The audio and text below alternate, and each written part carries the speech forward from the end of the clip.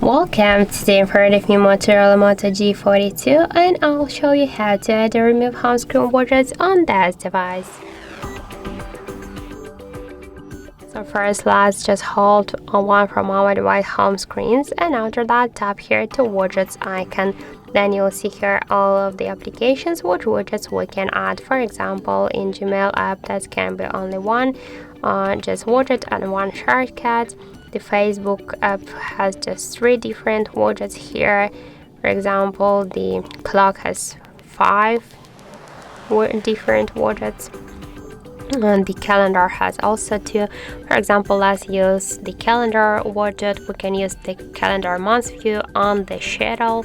Just hold for a while and drag this widget to one from your device home screen where you wanna just add it. For example, let's add it here.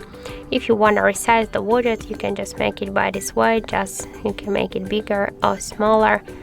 Just hold it for a while. And after that you can resize it.